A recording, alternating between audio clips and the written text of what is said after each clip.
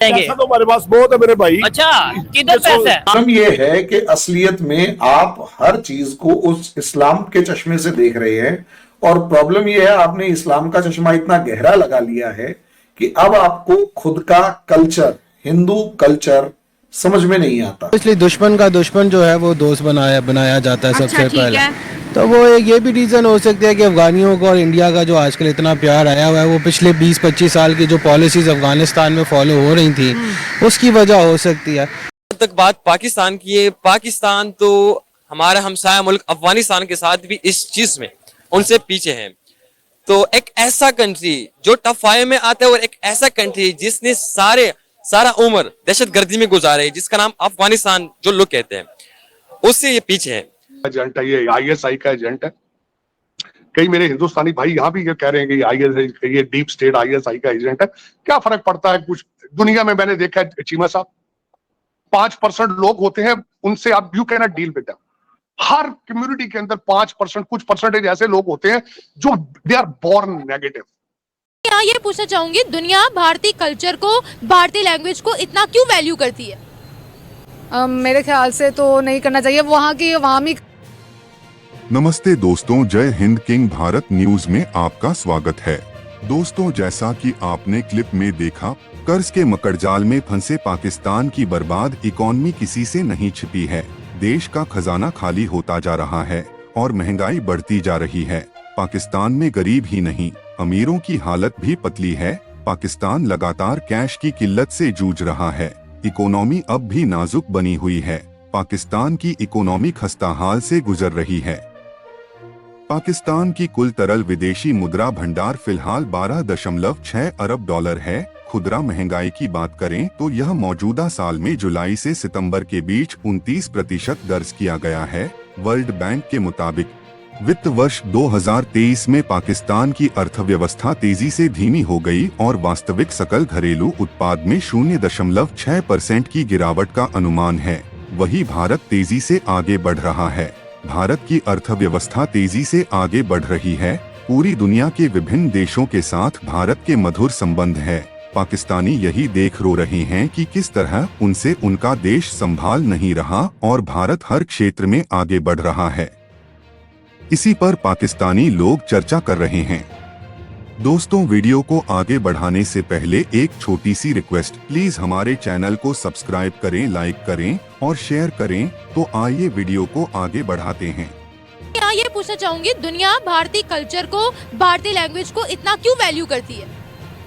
मेरे ख्याल से तो नहीं करना चाहिए। वहाँ की अवामी कर रही होगी, पाकिस्तान में तो ऐसा कुछ नहीं होने वाला। मैं पाकिस्तान की बात नहीं करी, मैं ओवरऑल वर्ल्ड की बात करी। तो उनके कल्चर को, उनकी वैल्यू को रिस्पेक्ट करने का मकसद क्या है?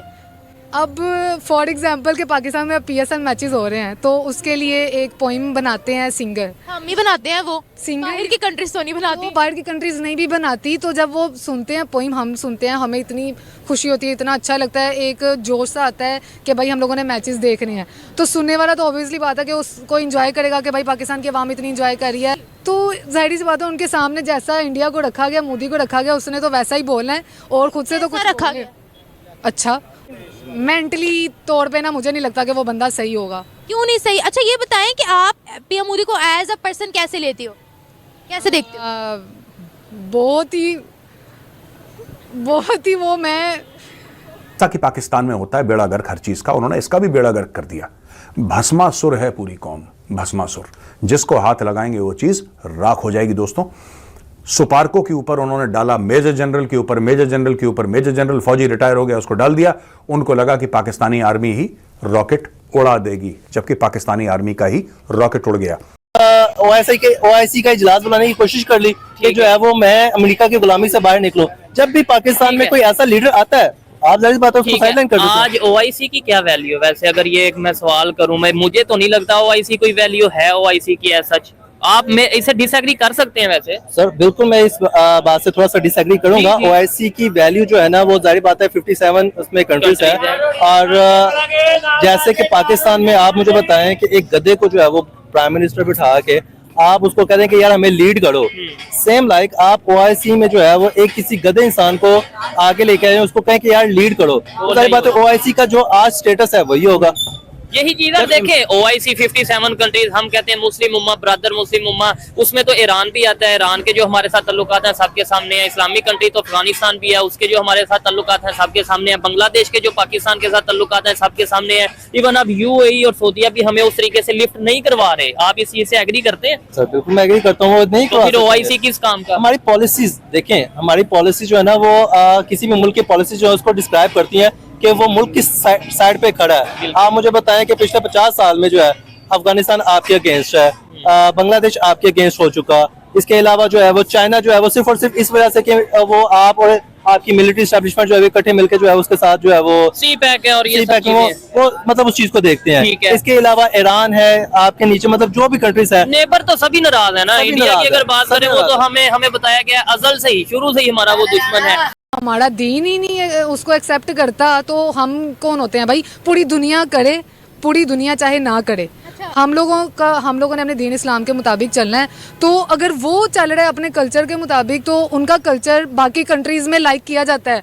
मतलब उनका पहनना ओढ़ना, उनका नाच गाना ज़्यादा। और आप देखेंगे कि बाकी जो अमेरिका होते हैं, कनाडा में, वहाँ पे भी यही चीज़ें बहुत कॉमन है उनके। आप कह रही हैं हम उनको एक्सेप्ट नहीं कर सकते, हमारे दीन में ये नहीं है, तो हमारे दीन में चाइना को भी एक्सेप्ट करने का नहीं बोला गया, क्योंकि है वो भी नॉन मुस्लिम ही, जिनके हम गुन गाते हैं, जिनके हम झंडे लहराते हैं पाकिस्तान के साथ, जिसके लिए पाक चीन दोस्ती बेमिसाल और हिमालय से ऊंची तो शहद से गहरी मीठी इस्तेमाल होता है।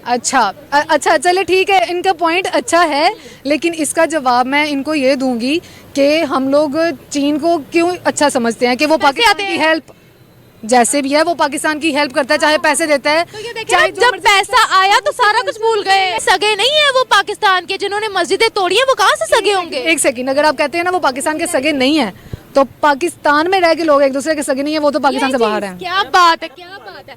अरब भी तो भारत के सगे हैं, हमारा तो कोई सगा नहीं, हालांकि है तो मुस्लिम कंट्रीज। तो मुस्लिम कंट्री अगर आप कह रही हैं तो आप तुर्की को ही देख लें, तुर्की भी तो मुस्लिम कंट्री है। वो क्या कर रही है ये फलस्तीन के साथ कितना को, हालांकि तुर्की अगर सिर्फ अकेला तुर्की ही चाहता ना तो मैं कहती हूँ कि जो इसराइली है ना उन्होंने तबाह हो जाना था। लेकिन एक हमारे पास भी तो एटम बम है ना, तो चुरलियां चलाने के रखा हुआ है। हमने जो वैसे तो हर किसी को कहते हैं सर पे फोड़ेंगे एटम बम। हमारी गवर्नमेंट जो एटम बम रखा हुआ है ना वो अपनी ही वहाँ पे गिराने के लिए रखा हुआ है।